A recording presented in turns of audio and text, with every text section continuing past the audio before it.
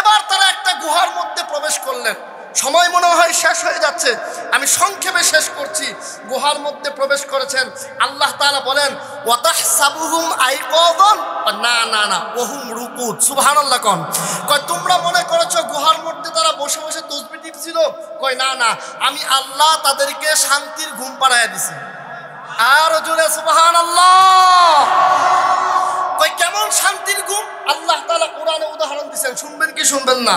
আল্লাহ বলছেন فضربنا على آذانهم في الكهف سنين عددا। আল্লাহু আকবার। আল্লাহ বলছেন তারা গুহার মধ্যে ঘুমিয়েছে। ঘুমের কোয়ালিটি এমন ছিল, তাদের চোখ শুধু ঘুমায় নাই, তাদের কানকেও আমি ঘুম পাড়ায়া দিছি। চিল্লায় বলেন সুবহানাল্লাহ। মানুষ যখন ঘুমায় তখন কিন্তু চোখ ঘুমায়, কান ঘুমায় না। এজন্য যখন মোবাইলে বাজনা চলে আসে ঘুম ভেঙে যায় কি যায় না? বাচ্চা পোলাপান যখন ডিস্টার্ব করে ঘুম ভাঙ্গে কি ভাঙ্গে না? স্ত্রী যখন কাজ বাজ করে ঘুম ভেঙে যায়। কারণ কি? কারণ হলো চোখ ঘুমাইছে, কান ঘুমায় নাই। তো কান যদি না ঘুমায় ঘুমটা শান্তি হয় না, কারণ অনেক আওয়াজ কানের মধ্যে এসে একটু পরপর ঘুম ভাঙ্গে যায়। আল্লাহ সুবহানাহু ওয়া তাআলা আল্লাহর প্রিয় যুবকদেরকে ফাদরাবনা আলা আযানিহিম ফিল কাহফি সিনিনা আদাদা, তাদের কানকেও ঘুম পাড়ায় দিয়েছেন। চিল্লায় বলেন সুবহানাল্লাহ। আরেকটু বলি তাদেরকে কেমন ঘুম পাড়াইছেন। আল্লাহ সুবহানাহু ওয়া তাআলা অন্যত্র বলেছেন যে এই গুহার মধ্যে তারা ঘুমিয়েছিল। অন্য জায়গায় আল্লাহ তাআলা বলেছেন 309 মাস। 300 কয় মাস বলেন? 900 মাস এই গুহার মধ্যে ঘুমন্ত অবস্থায় ছিল। এখন আপনারা বলবেন হুজুর এতদিন গুহার মধ্যে ছিল, মাটি তাদেরকে খাইলো না? কথা বলেন না কেন? আর জোরে কোন নাই, প্রশ্ন আসে কি আসে না? এতদিন গুহার মধ্যে ছিল, মাটি তাদেরকে খাইলো না? আল্লাহ উত্তর দিয়েছেন সুবহানাল্লাহ। কোন আল্লাহ বলছেন ওয়ানুকাল্লিবুহুম যাতাল ইয়ামিন ওয়া যাতাশ শিমাল। আল্লাহ বলছেন আমি কুদরতিভাবে তাদের ডান দিকে এবং বাম দিকে পার্শ্ব পরিবর্তন করে দিতাম। সুবহানাল্লাহ। আর তাদের সাথে একটা কুকুর গিয়েছিল। কি গিয়েছিল বলেন? কুকুর। এই কুকুরটা কি উপকারে আসছে? আল্লাহ বলছেন وكلبهم باسط ذراعيه بالوصيد لو اطلعت عليهم لوليت منهم فرارا ولملئت منهم رعبا। আল্লাহু আকবার। আল্লাহ বলছেন কুকুরটা কাজে লাগছে এমন, এই কুকুরটা পাহাড়ের গুহার সামনে এমন পাকে প্রসারিত করে বসা ছিল, এটা দেখলেই তুমি পৃষ্ঠ প্রদর্শন করে পালায়ন করতা। সুবহানাল্লাহ। আরেকটা উপকার, আরেকটা দৃষ্টান্ত আল্লাহ তাআলা দিয়েছেন কি? তারা গুহার ভিতরে ছিল। সূর্য ওঠার সময় যদি আলো ঢুকে, আবার ডুবার সময় যদি আলো ঢুকে, ঘুমের ডিস্টার্ব হবে কি হবে না বলেন? আল্লাহ বলছেন ওয়াতারাশ শামসা ইযা তালাআত তাযাওয়ারু আন কাহফিহিম যাতাল ইয়ামিনি ওয়া ইযা গরাবাত তাকরিদুহুম যাতাশ শিমালি ওয়া হুম ফি ফাজওয়াতিম মিনহু। আল্লাহু আকবার বলেন। আল্লাহ বলছেন ওই যে সূর্য যখন সে অস্তমিত হতো, যখন উদয় হতো, আমি আল্লাহ সূর্যকে হুকুম করেছি সূর্য ওই গুহার ডান দিকে পাশ কাটিয়ে চলে যেত। আবার যখন সূর্য অস্তমিত হওয়ার সময় হতো, আমি আল্লাহ সূর্যকে হুকুম করেছি অস্তমিত হওয়ার সময় সূর্যটা বাম দিকে পাশ কাটিয়ে চলে যেত। চিল্লায় বলেন সুবহানাল্লাহ।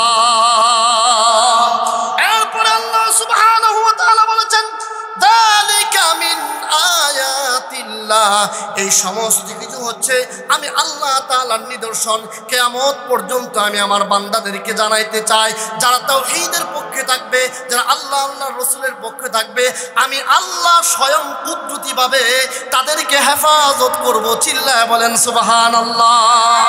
ইব্রাহিম নবী তাওহীদের উপর ছিল, আগুনের মধ্যে নিক্ষেপ করেছে, চর্মচক্ষু দিয়ে নমরুদ মনে করেছে, দেখেছে আর মনে করেছে ঝুলে শেষ হয়ে গেল। কিন্তু আগুনের ভিতরে যিনি জান্নাতের বাগান বানিয়ে দিয়েছিলেন তিনি কে? আরো জোরে বলেন তিনি কে?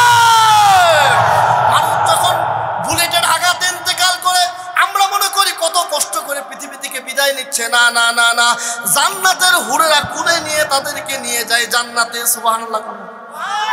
এজন্য চিন্তার কোনো কারণ নাই। আল্লাহ শেষে বলছেন মাইয়াহদিল্লাহু ফাহুয়াল মুহতাদ ওয়া মান ইউদ্লিল ফালান তাজিদা লাহু ওয়ালিয়াম মুরশিদা। জবান খুলে বলেন না আল্লাহু আকবার। এখন আপনাদেরকে আরেকটা সবক দিব, শুনবেন তো? সময় শেষ আমার? আচ্ছা, কারণ আমাকে বলেছিল 45 মিনিট, 8টা বেজে যাচ্ছে, জিগাইতে হয়তো কথা কোন ঠিক কিনা। লক্ষ্য করেন মুহতারাম হাজিরিন, সবকটা বলবো, কথা কন না কেন, সবাই কন না কেন? একটা তাকবীর দেন, একজন তাকবীর দেন, জোরে একজন তাকবীর দেন।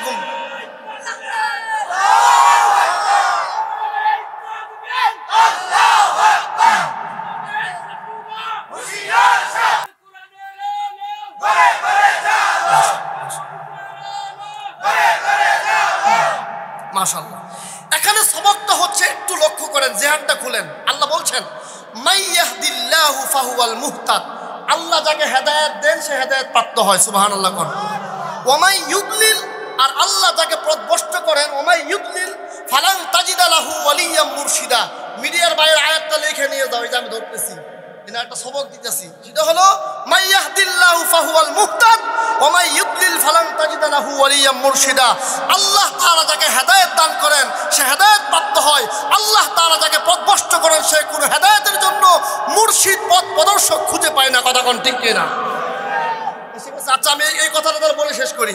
এখানে সবকটা দিতে চাচ্ছি কি, আল্লাহ এখানে বলছেন যে আল্লাহ যদি হেদায়েত দেন হেদায়েত পায়। বোঝা যাচ্ছে হেদায়েতের মালিক কে? আরো জোরে জবান খুলে বলেন হেদায়েতের মালিক কে?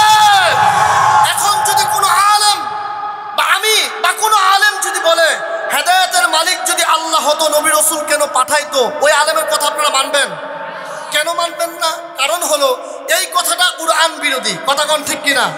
আল্লাহ তাআলা অন্য আয়াতে কারিমার মধ্যে বলেছেন ইন্নাকা লা তাহদি মান আহবাবতা ওয়ালাকিন্নাল্লাহা ইয়াহদি মান ইয়াশা।